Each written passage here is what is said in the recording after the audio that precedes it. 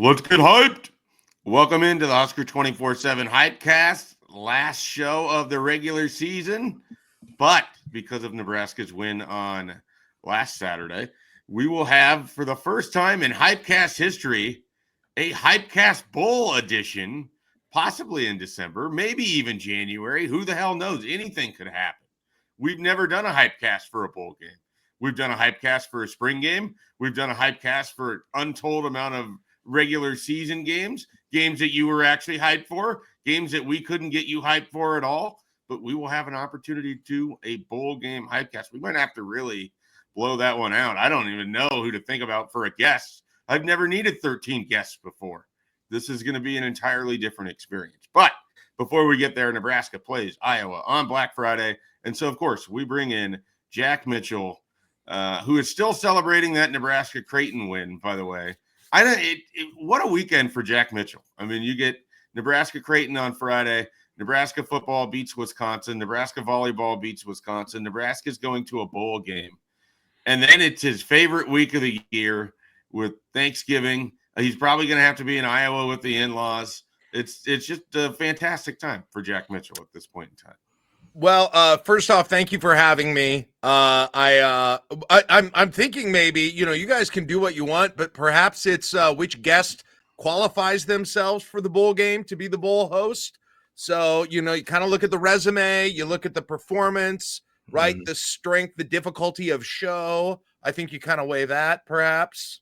And maybe I qualify that way with it. We'll see. But that might be one idea if you need something. I know I'll do better than Happer. So that one, we don't even have to, that one you can just put down now, right?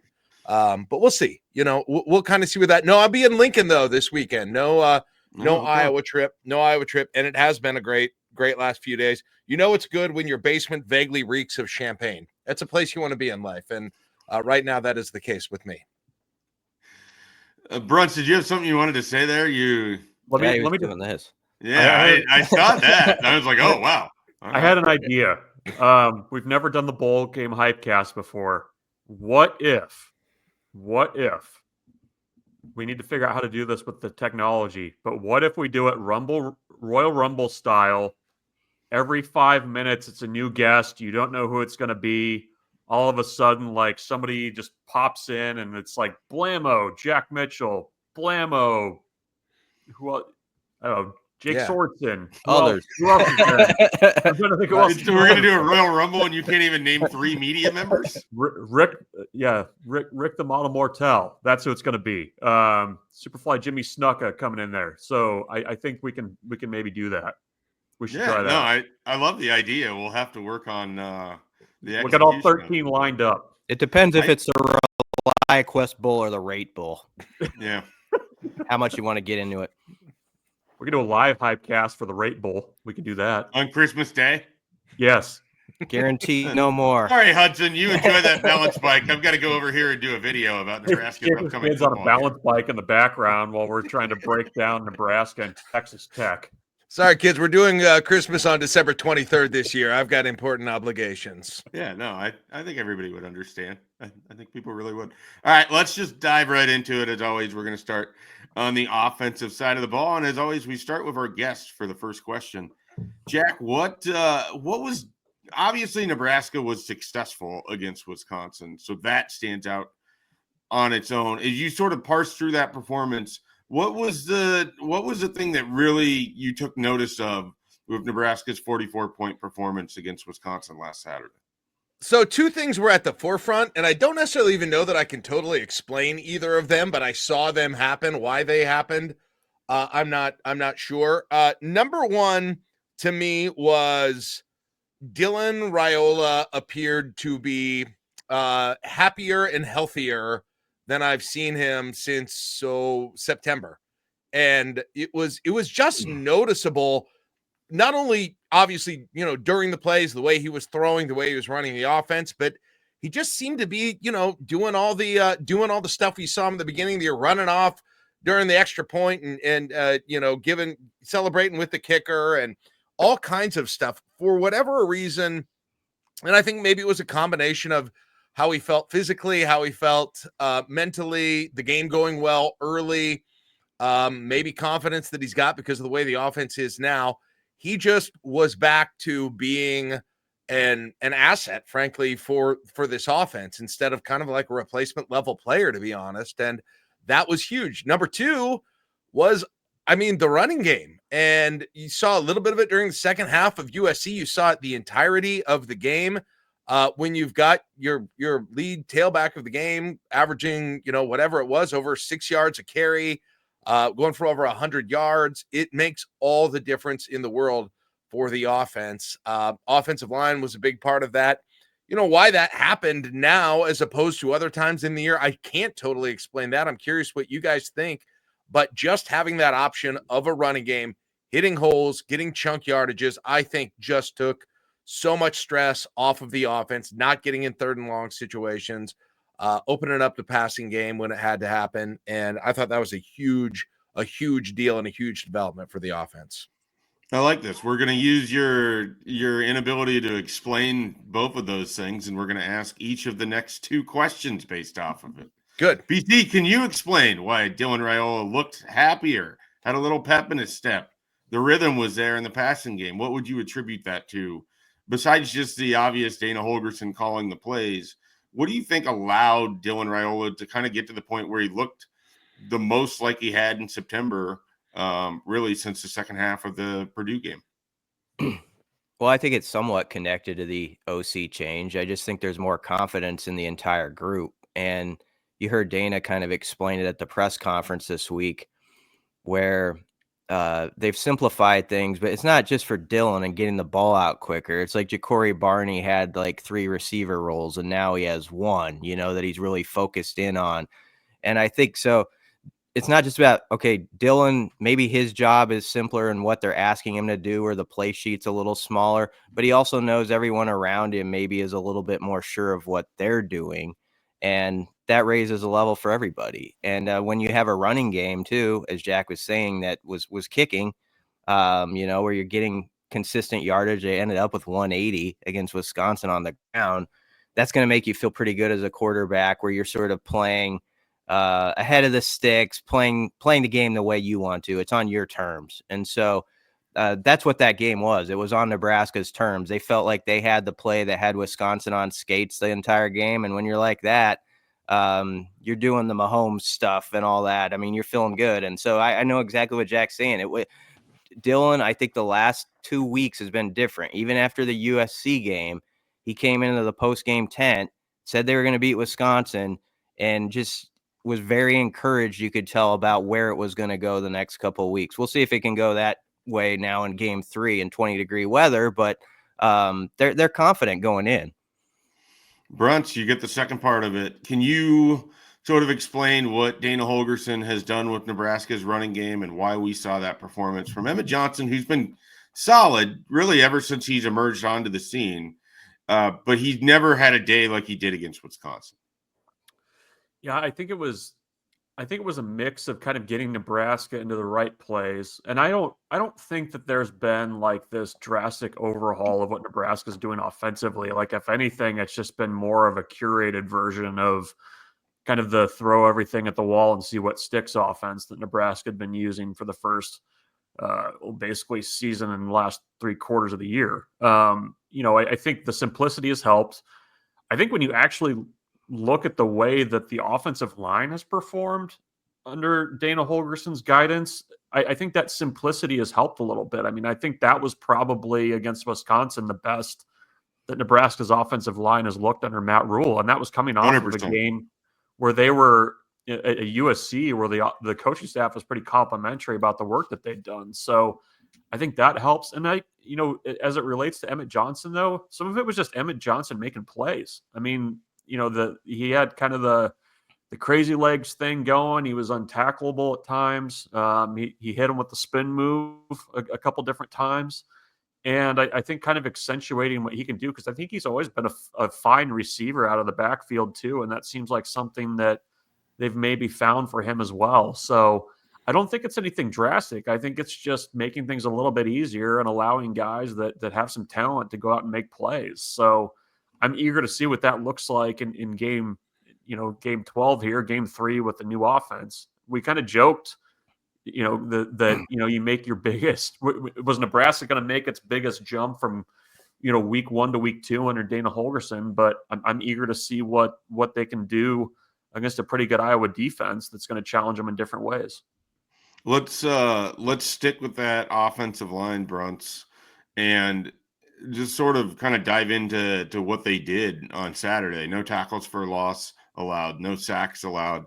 Coming off of, like you said previously, they had a really good game in protection with the USC game. Where do you think that kind of unit has sort of risen up here lately? Is it just simply the confidence in what the play calls are and the streamlined nature of it, or the, as you said, curated nature of it? Or is it they're kind of starting to play to the level that we kind of expected this year with so many veterans like Ben Scott and Bryce Benhart? I mean, they played a lot of football. Yeah, I don't think that the pass protection's been particularly bad all year. Like it's felt like the time has been there to make plays, in pass protection. And I think what helps your offensive line is when you have a defense playing on skates like Wisconsin was against Nebraska. I mean, if they know it's going to be a run or they know it's going to be a pass, I mean, that just makes it that much more difficult as an offensive line to block everybody and account for everybody. So we even saw some screen game that worked. Guys were actually out in front of the plays, hitting would-be tacklers, which that's been progress from years past. And I think the benefits you're also seeing to having sixth-year guys up and down that line are, guys are able to go out and just play and execute. So I think it's a combination of everything. And I think also in the run game, the looks have been a little bit varied too, that have kind of been, allowing Nebraska to break bigger holes. And, that Dante Dowdell touchdown run, I firmly believe, he hit that hole hard, but I think he was also a little bit surprised that there was nobody there. Like you did, like the way he was running, it was like, okay, I don't have to like run over somebody after 8 yards. Like it was, he didn't say that it was a surprise, but you could tell that he kind of pulled up that way, that like there wasn't like a safety or a linebacker waiting there for him. So I think, the offensive line, it's going to be a big challenge against Iowa, but they've put together 2 pretty good back-to-back games. Jack, what do you think the most portable part of Nebraska's offensive success from Saturday would be in Iowa on Friday? Like, is it the offensive line play? Is it the way the passing game looked? Is it Emmett Johnson specifically? What do you think they can pick up and take from Saturday's Wisconsin game and put on the field on Friday and have a similar level of success? Different defense, different team, obviously. I think, and it's hard to say how much the weather plays into this. I don't know. I know the game time forecast is around 19 degrees, although I don't think it's supposed to be real significant wind. I don't think precipitation is in the forecast either. But I do think, I think you can get Iowa with the passing game. You got to open it up with the running game, but I think you can get Iowa with the passing game. But one of the things we didn't mention yet in what's looked different in the Holgorsen era so far is that Nebraska has been able to utilize some quick passing, downfield quick passing that they really just haven't had in their arsenal. So quick slants, hitches, 7-yard pass plays. I think that will be big in this game if they can get that going against Iowa and not always have to rely on the run and be able to also keep themselves on schedule that way. Eventually, though, I cannot believe that they're going to go as far as they have this season and maybe the whole season, rarely taking any deep shots. I still think that's got to be in the game plan at some point, and they're going to look to do that, but they're going to really look to set it up, I think, during the course of the season. But I do think I think if Nebraska really makes hay against Iowa, it's going to be in the passing game on Friday night. BC, speaking of that passing game, it affects the running game too. We've seen more out of Nate Borkrocher and Luke Lindenmeyer here in the last 2 weeks as they've sort of reshifted our thoughts on the tight end room. Where are you sort of at with how things have played out tight end wise? And do you think that's a long-term thing or a short-term look as Dana Holgorsen sort of utilizes the personnel in front of him? Well, so far, whenever Dana has challenged something specifically, or at least that we know about, it's been a pretty good response to it. You think about like how he called out the perimeter blocking. It's gotten better. You think about the running backs and not hitting the holes, improve. I just feel like with Thomas Fidone, he came back and had some of his best practices this week. So I think he'll get some reps, probably more than he had. That said, Borkercher, I thought it's a spring game. I talk about him more than probably people want to hear. I've always thought like he was sort of a underutilized guy, and a perfect example. He's very fluid when he catches that one pass. That should have been like a 5-yard gain that he turned into 19 on the one drive. And in a way, it reminded me that play of what like Iowa always does to Nebraska, what Nebraska did to Wisconsin, where it's that little leaky play where you get the tight end in space. It's like 5 free yards, but sometimes it turns into 20 just like that. So I love to see more of that, because if you have tight ends that can just turn and go north south with it really well, it's a very effective play. I think that really messes with the defense's head. It brings your quarterback confidence. So I don't know how the reps are going to shake out, but I like what's going on over there right now, where guys are getting challenged. And if you're doing something on Wednesday that's a mistake and someone else is doing it better, guys in the locker room like to see that person play on Saturday. And then if you make that same mistake on Saturday, Fidone even in this case had a false start, he didn't play as much after that. However, I do think they'll go back to those guys. Bonner didn't play as much after he had the fumble as he did the previous week. So there's some interesting storylines there with the reps, but I like what Lindenmeyer and Borkercher have done if they still get a lion's share of the reps. I thought they were very effective against Wisconsin. Switching over to the defensive side of the ball, we'll go to Michael Bruntz. Bruntz, Iowa's situation quarterback-wise is kind of a mess, but ultimately, does that matter given that so much of their offense is just going to be turning around and giving the ball to Caleb Johnson? Yeah, if Nebraska's able to force Jackson Stratton to throw, that's going to be a pretty good recipe for coming out of there with a win. I mean, you look at the numbers. Caleb Johnson's carried 223 times this year. I mean, that's like getting into like Minnesota type numbers back in the day, where it was just turn around and hand off, the occasional RPO, and that was the offense.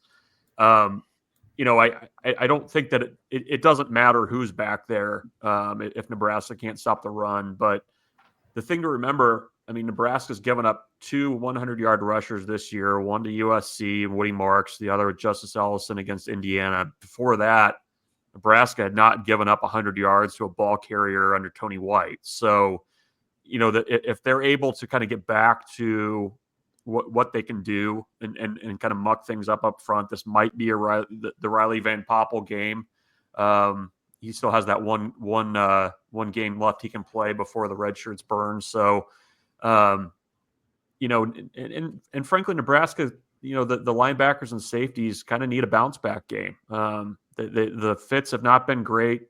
I was going to throw in some play action. So they're going to need to be disciplined, and you're going to need your guys up front to really kind of just make life difficult. So got to make Stratton throw and limit Johnson as much as you can, because that's been, when he gets going, that really opens a lot of things up for Iowa. Jack, as you sort of, have put eyes on Iowa and have watched them a couple times this season, is there anything beyond Caleb Johnson that really scares you that Iowa has in the offensive cupboards? Only thing is the one thing you've always got to set your clock to with Iowa, and that is as Christopherson was talking about earlier, BC was talking about earlier, is the tight end. And I know they've thrown it both to Ortworth and Luke Lachey this year. Not a ton, but it feels like it's always there, and it's always something that you've got to be concerned about. But I think you're right. Other than that, I mean, that's a pretty small percentage compared to what you're worried about the running game. I know they've got Reese Vandersee, who is their third leading receiver right now. He's out for the game. Jacob Gill, the wide receiver, is their leading one. He's got 31 receptions this year for 365 yards. So, like, there just aren't a ton of passing situations that are super concerning. So like it is absolutely almost nearly all at this point. Caleb Johnson. And as Bruns was talking about, you know, the USC game and the Indiana game were interesting because Nebraska gave up big chunks in the rushing game, but obviously in both of those games, the passing game was something that the defense had to have its mind on constantly during the course of that game. So if Nebraska can really focus, can really gear up against that run, are we going to see something that looks different than those USC and Indiana games? But to answer your question, yeah, it's really primarily the running game, maybe the old tight end leaking out situation. But again, like keep in mind, as Bruns also mentioned, Jackson Stratton has thrown, I don't know, like 18 passes in his career. He had a handful at Colorado State. He had 13 last week, 20 this year total. So like he's legitimately a brand new quarterback still to playing in games in Division I football. So it's hard to get too worried about that situation. Now watch him just go off. He's 13 of 20 for 104 yards. And I think he played 2 games at Colorado State 2 years ago. So I think you know, this is also that game where, you know, Ty and Nash were and those guys in the trenches, they built up their careers to get to that 6th win and get them over the hump. And I just hope this team plays with the freedom that's behind them. You know, that was kind of a cloud hanging over them. And we've always say this, Schaefer, but you can tell like with the defensive line, like 10, 12 plays in, you know, like if they've just got a handle on things. But the difference with Iowa, we've seen this for a decade, is they'll beat their head against that wall and you'll shut them down for 50 plays. But it's that run 51 where it leaks and Caleb Johnson sneaks through, which he's very good at. Go back and watch that Minnesota game where he like got loose in the second half. Minnesota had to have 3 or 4 guys there. They thought they had it for no gain. He'd pop out for 35 yards. So that's the danger of this team, is their patience, even when it's not working for them, that eventually the dam will break. BC, do you want to touch on John Hull and kind of what a revelation that's been for Nebraska's offense on top of everything else? You've got the run game working, you got the pass game working, and when you get in plus territory, it feels like you're going to come away with points. That's not a feeling they've been able to have for a little while. This is really one of the great stories of mental perseverance we've seen in the program, because you think about his situation. He's a local kid, and you know, your family and everybody's hearing sort of the jokes and everything. When you start 1 for 5, you have that game against Purdue that was just a disaster. I know it wasn't all his fault, but some kicks were low, snaps were bad, all the stuff was off, and it was just sort of being mocked for fair reason. And Rhule explained after the game Saturday, there was practices where John Hull did not make a kick, like in the practice, but you had teammates who supported him. Ja'Cory Barney's one of those guys, actually, who was really close to him along the way. So it's just awesome to see him make 8 in a row. And if you had said back around the Purdue game that Nebraska going to Iowa, you'd feel like, okay, the kicking game can match up maybe the way Buschini's punted it and the way Hull's been, you know, as a place kicker. No one would have taken that bet. And yet here we are. You feel like at least going in, Nebraska can hold even in that against obviously a program that is known for special teams. Let's just dive into predictions. We don't need to spend a whole lot more time on Iowa's offense. I feel like we've kind of covered what matters, which is to say Nebraska has to fill the run fits and, you know, avoid giving up the one big play that has seemed to haunt them every single time they lose in this series. All right, let's dive into the predictions. Oddly specific prediction time. Honors go to Jack Mitchell. What do you got for us? Nebraska will have the traditional close game situation where they've got the ball with less than 5 minutes down a single possession. They will drive down into Iowa territory. They will be down by 4 points, so a field goal isn't going to do it. They will have to score. They will get inside of the 10-yard line, and look who comes off the bench but number 10, Heinrich Haarberg. What has Heinrich Haarberg done every time he's been in the game so far this year? He has run the ball from the quarterback position. He will take the snap. He will take a few steps with the ball, and then all of a sudden, it's Tim Tebow season. He will jump pass it to Luke Lindenmeyer in the end zone for the go-ahead touchdown. They will finally use Heinrich Harburg in another way other than running the ball. I've got to think they've been setting this up all year. I will be shocked and disappointed if they've not been setting up a pass with him this whole year. And so I've got to think that's coming here at this point. That's how I think the game ends. The defense then gets the stop after the game. Nebraska wins this game then by a field goal. Michael Bruns. So Who did not. Let's get something very clear. Michael Bruns predicted 3 field goals last week for John Hull. One had to be over 50. It wasn't over 50. He does not get credit. You don't get credit if it's not specific enough. You had to you had to get it. No. That's back-to-back weeks. The oddly specific prediction has been called in this little box right here. This little box, it's been called. We got the Sierra Wright interception at USC. We got the 3 field goals last week. Everybody that wants to be an oddly specific prediction truther about this, I don't want to hear it. I'm done. Like, he's walking off. Yeah, he might be walking off. Oddly specific prediction. Bruns leaves the show. Yeah. So in 3 for 3, I'm going to go 3 for 3 to finish the season here. Everybody's talking about the Dana Holgerson era. Everybody's forgetting that the oddly specific predictions have been hitting like hotcakes at the end of the year here. So I think Nebraska. So we have not discussed this yet, but Friday's a big game for Nebraska for one big reason here. Nebraska is standing on the precipice of a positive turnover margin for the regular season. They currently have 16 takeaways, only 15 giveaways. I think Nebraska is going to get 3 takeaways against Iowa. I think 2 are going to come via interception. I think you're going to see a fumble recovery. Iowa doesn't give up many turnovers, but I think you're going to see 3 from the Hawkeyes. Nebraska is going to come away +3. I'll say +2. I think Iowa probably gets 1. Nebraska +2 in the turnover margin with 3 takeaways against the Hawkeyes. All right. Before we get to PC, I will get mine out of the way. It sort of gives away what my prediction is, but that's okay. I think that's fine. Iowa will never lead in Friday's game. Not at any point will they have more points than Nebraska. Not at the start, not in the middle, and certainly not at the end. No lead in the entirety of the game for Iowa on Friday. PC. It's pretty bold. Early in the game, I was going to have the ball at the Nebraska 41 and punt, as they like to do in that situation. And you're going to sense like something's amiss tonight for Iowa with that. It's they're going to think they have it down, but they're not going to quite be able to corral it. It's going to go into the end zone, very un-Iowa. And it's going to be a sign that's going to be a good night for the Huskers. And I'll say that late, this will give away who I'm picking as well.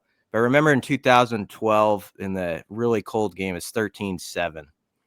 And Alonzo Whaley steps in front of Iowa's offense, didn't know what to do, like in a 2-minute drill there. And their quarterback, was it Vanderbeek was his name, I think? But he throws it, and Alonzo Whaley steps in. Javen Wright is that guy here who shuts the door with a pick on a play that, like a 5-yard pass to a tight end that he just reads like a book, and that ends it. So those are my picks to click, yes. All right. It is Or am I oddly specific? I was going to say it's now picks to click time. Would you like to just take Javen Wright? BC? No, I'll say Isaiah Nayor.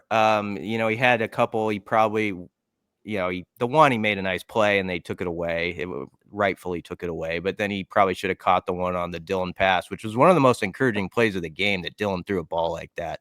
But I think Nayor goes and gets one like that for a big touchdown that helps Nebraska. Jack. Let's see. Is this my pick to click or my prediction? What are we doing here? My pick to click. I'm going to go the man who has been bred for this type of weather situation. The polar bear himself has had a little bit of a quiet statistical year, and so I'm going to go Nash Hutmaker. They'll be running right at him all night. I think Nash has a big night with tackles for loss. Maybe even gets a credit for a safety in this game. I'm going Nash Hutmaker pick to click this week, I should say. Brunts.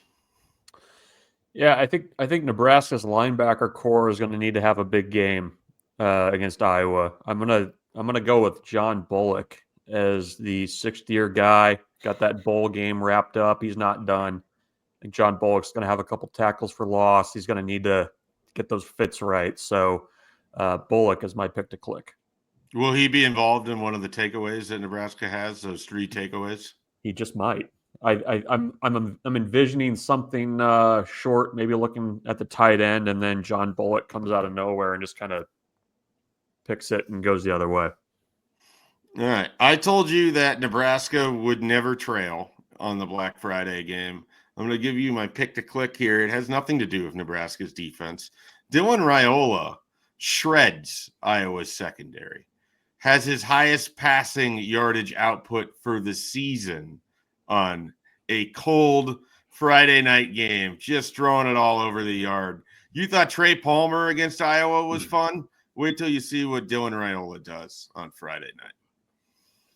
All right, it's prediction time. I'll go. I'll just get it out of the way. Nebraska, 27. Iowa, 9. Jeez. Wow. Bolton board I'm just material. going there. for it. They've got the bowl win. They have the 6 win. Now they're just it's throat stepping time. They're not messing around with this. Schaefer woke up pissed off like Trey Palmer. Wow. BC, what do you got? I think it's going to be a tight fit like it usually is. 24-19 Nebraska with Javen Wright, as I said, slamming the door. All right. Jack. A couple of things I know. Iowa is going to have a weird score that is not divisible by 7 in one way or the other. So I will say that. And I think Nebraska is going to get that close win and officially give us reason to believe the groin kick era is over.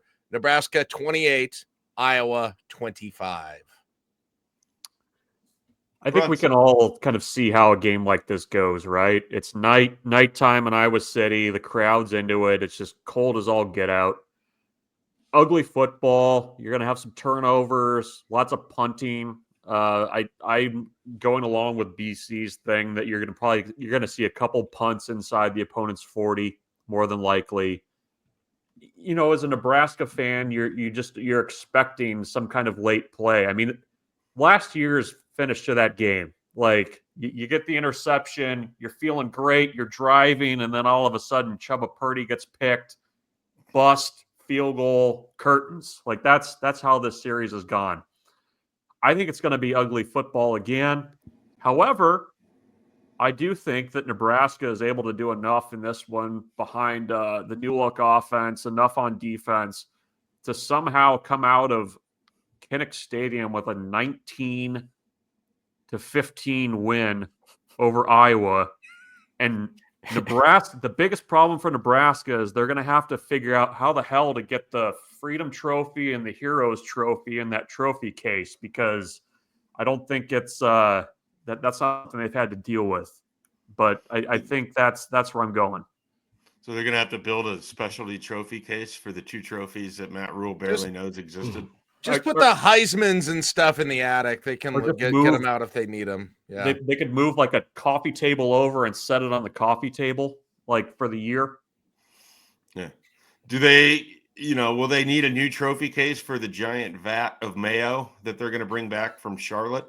Well, no, because it stays there after it's dumped on the coach. But Brian Buschini pointed out that in the Hawks, they have the huge banner with the number of bowl appearances that Nebraska's made. And he pointed out correctly last week that they're going to have to change that. So maybe they can put up another banner with the number of times they've won the Heroes Trophy and the, was it Freedom Trophy that last Heroes week? And Freedom Trophy. Yeah. I liked how Matt Rhule said, I forgot there was a trophy, and I was like, join the club. BC, didn't you say to me, like, where are they going? And it's like, oh, right, the trophy. There's a trophy.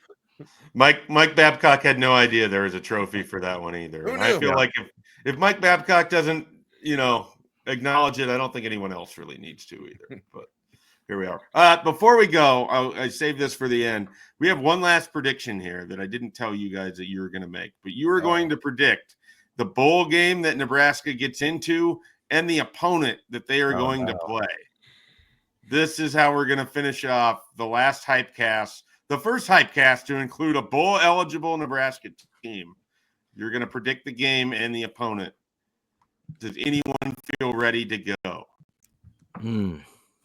I will go because I'm predicting that they win, so I think that bumps them up, and so I think that puts them in the ReliaQuest Bowl, which I believe is formerly the Outback Bowl. So this is Tampa, and that would be against an SEC opponent then, if that were the case. So let's go. What sounds like a possible SEC opponent? Let's say maybe Ole Miss, perhaps.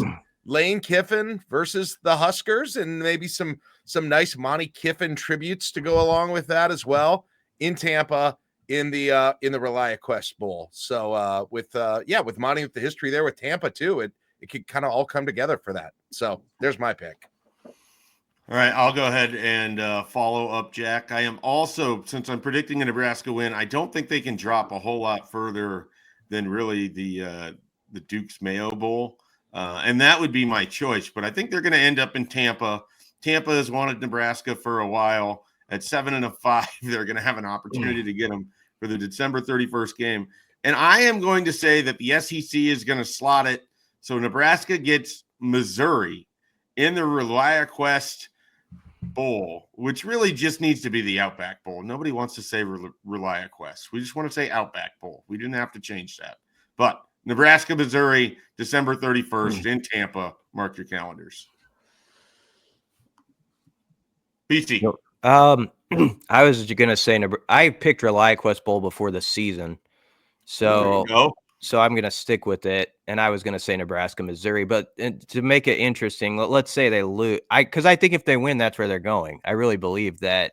It seems likely a win you're there, a loss. I think it's Dukes or Music City. I think that's what I was going to pose the question of. If it's a loss, which one do you think it is most likely?